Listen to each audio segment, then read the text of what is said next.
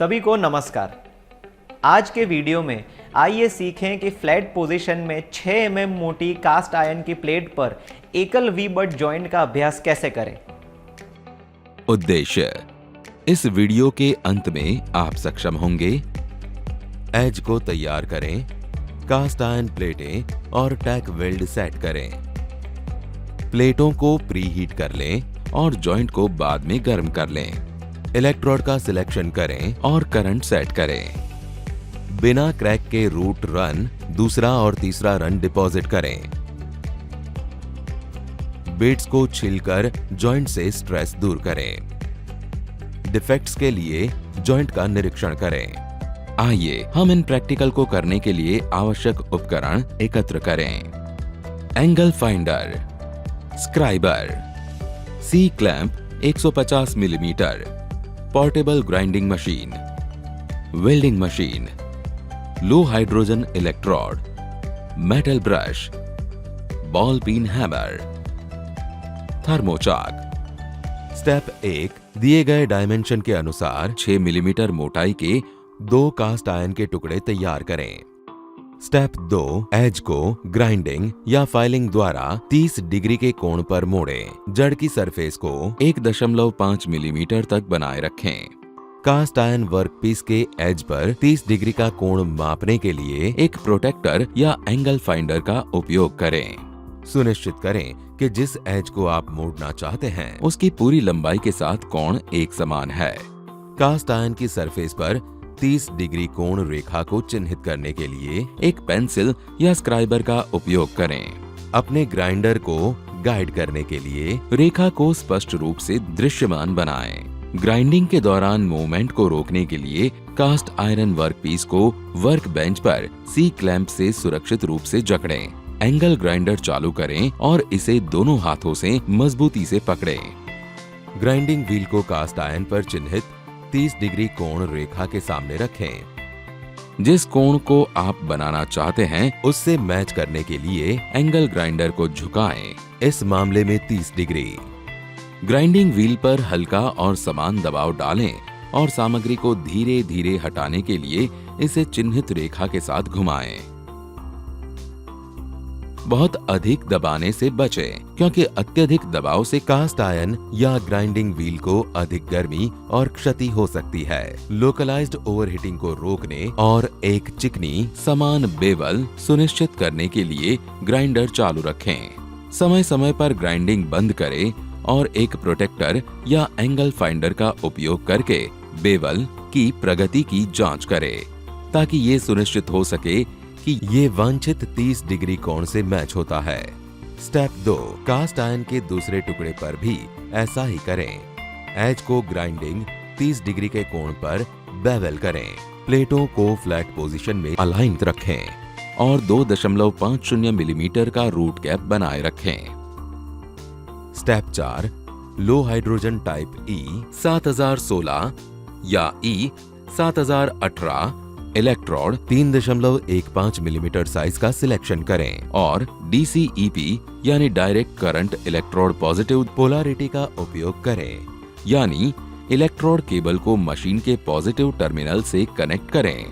Step 5, आवश्यक सुरक्षा सावधानियों का पालन करें। स्टेप 6, ऑक्सी एसिटिलीन टॉर्च का उपयोग करके कार्य यानी कि जॉब को 200 डिग्री सेल्सियस पर प्री हीट करें और थर्मोचॉक का उपयोग करके तापमान की जांच करें और लो हाइड्रोजन इलेक्ट्रोड का उपयोग करके दोनों एंड पर टैक वेल्ड करें। स्टेप 7, टैक वेल्ड जॉइंट को फ्लैट पोजीशन में रखें। स्टेप 8, डायामीटर 3.15 मिलीमीटर तो लो हाइड्रोजन MS इलेक्ट्रोड का उपयोग करके रूट रन डिपॉजिट करें, जिससे रूट प्रवेश सुनिश्चित रहे।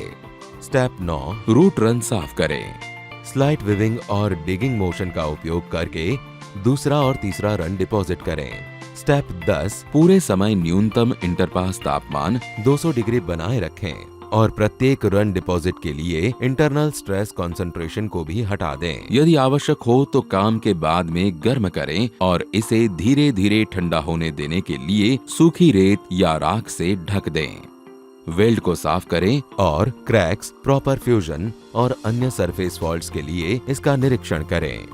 स्किल सीक्वेंस, कास्ट आयरन की प्लेट पर सिंगल वी बट जॉइंट। उद्देश्य, ये आपको कास्ट आयरन की प्लेट पर एकल वी बट जॉइंट तैयार करने और वेल्ड करने में मदद करेगा। एज को बेवल करें। मशीनिंग या फिलिंग द्वारा एज को 30 डिग्री के कोण पर मोड़ें।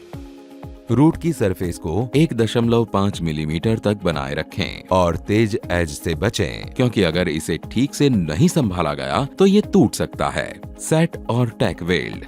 जॉब को फ्लैट पोजीशन में समानांतर रखें और रूट गैप 2.5 मिलीमीटर बनाए रखें। प्री हीट कर लें। ऑक्सी एसिटिलीन फ्लेम का उपयोग करके जॉब को 300 डिग्री सेल्सियस पर प्री हीट कर लें। थर्मोचाक का उपयोग करके तापमान की जांच करें।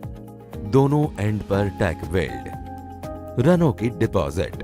3.15 मिलीमीटर डायामीटर का 1 ms इलेक्ट्रोड लो हाइड्रोजन वाला चुनें और DCEP के साथ करंट को 130 से 140 एम्पियर सेट करें।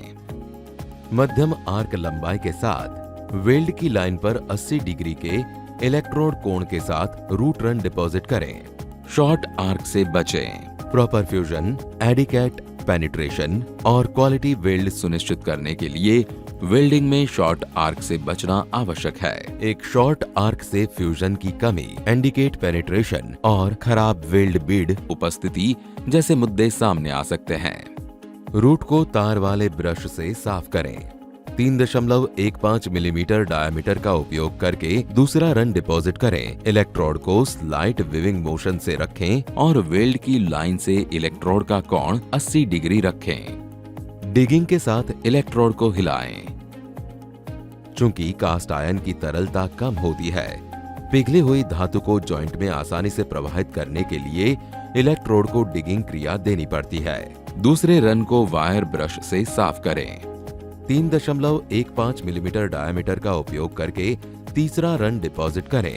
स्लाइट विविंग मोशन के साथ वेल्ड की रेखा पर इलेक्ट्रोड कोण को 80 डिग्री पर रखें। इंटरनल स्ट्रेस को दूर करने के लिए वेल्डेड बीड को बॉल पेन हथौड़े से छीलें। जॉब को प्री हीटिंग तापमान तक गर्म करने के बाद पोस्ट करें। जॉब को सूखी रेत या राख के नीचे रखें और धीरे धीरे ठंडा होने दें। वायर ब्रश का उपयोग करके वेल्ड बेंट को साफ करें। कास्ट आयरन के जॉइंट में क्रैक से बचने के लिए कम हाइड्रोजन इलेक्ट्रोड का उपयोग और pre heating, post heating, pinning और धीमी गति से ठंडा करना आवश्यक है। वेल्ड का निरीक्षण करें। प्रॉपर फ्यूजन, क्रैक और अन्य सरफेस दोषों के लिए वेल्ड का निरीक्षण करें। संक्षिप्त। अब तक के वीडियो में हमने चर्चा की है कि एज को कैसे तैयार किया जाए, कास्ट आयरन की प्लेटों को कैसे सेट किया जाए और वेल्ड को कैसे ठीक किया जाए। प्लेटों को प्री हीट कर लें और जॉइंट को बाद में गर्म कर लें। इलेक्ट्रोड का सिलेक्शन करें और करंट सेट करें। रूट रन, सेकेंड रन और थर्ड रन को बिना क्रैक किए डिपॉजिट करें। बीड्स को छिलकर जॉइंट्स पर स्ट्रेस से राहत पाएं और फॉल्ट्स के लिए जॉइंट का निरीक्षण करें। इस वीडियो को देखने के लिए आपका बहुत बहुत धन्यवाद। कृपया अपने प्रशिक्षक की सहायता से यह प्रयोग करें। Happy learning.